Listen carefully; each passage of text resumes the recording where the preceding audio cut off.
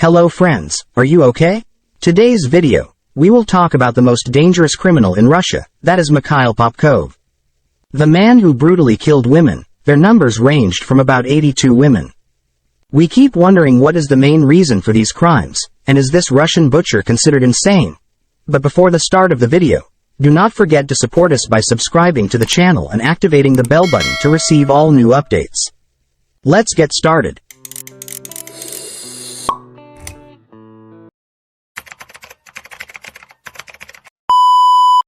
After the serial killer Mikhail Popkov was arrested, he confirmed that he was a good father and a good husband, regardless of the incredible crimes he committed. This serial killer Mikhail Popkov had carried out his crimes over 2 decades, in a series of assassinations that were considered the worst in history. The history of Russia, which made him at the top of the world's most famous butchers. This led the police to put him in prison and sentence him to life, at least 56 years old.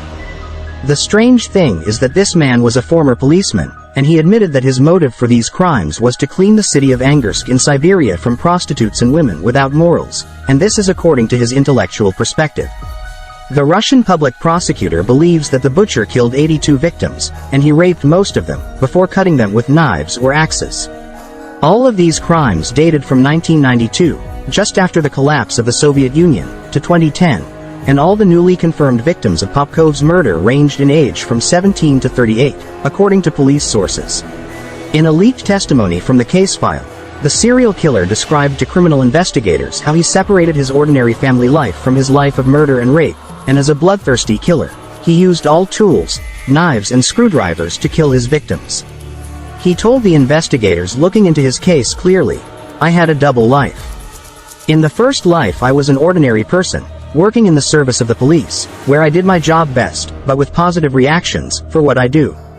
In the second life, I committed murders, which I carefully conceal from everyone, realizing that they are crimes." He added, "I had a family, and my wife and daughter considered me a good husband and a kind and caring father, which is consistent with the reality in my dealings with them. They had no knowledge of what I had committed and never suspected me.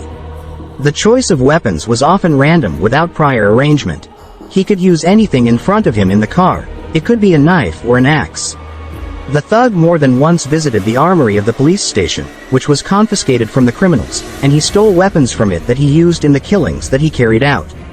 On this subject, he said, "I had the opportunity to take these weapons and equipment, and then throw them away either in the location the crime or somewhere nearby, and after I finish, I scrape it with something. So in order to remove the traces of fingerprints from it." And while the court said that the man was mentally sound, despite everything he had committed, his wife, Elena, and his daughter decided to start a new life in a different city, after they initially refused to believe he was guilty, according to the Siberian Times. His daughter Katya, a 30-year-old teacher who is soon expecting a child, admitted how she found it impossible to believe that her loving father could be the man who raped his victims before executing them. She has not seen him since he was convicted of 22 murders in 2015. And has now said she wants to meet him to look him in the eye and understand if he really could be this killer.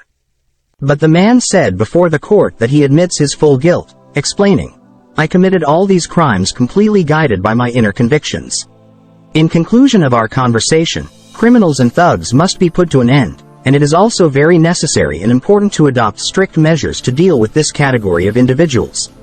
This is either by protecting society, because putting an end to criminals and thugs is necessary to protect society in general. With strong controls and strict penalties, we can reduce the occurrence of crimes.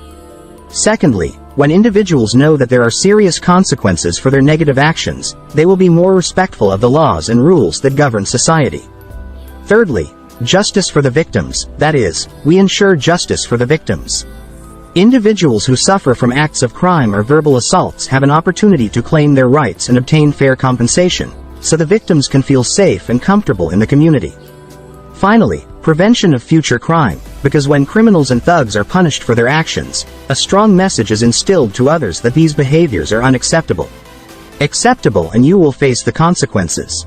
Therefore, putting an end to criminals and thugs is an urgent necessity that enhances safety and security in society, and we can also build a better, more cooperative and respectful society for all.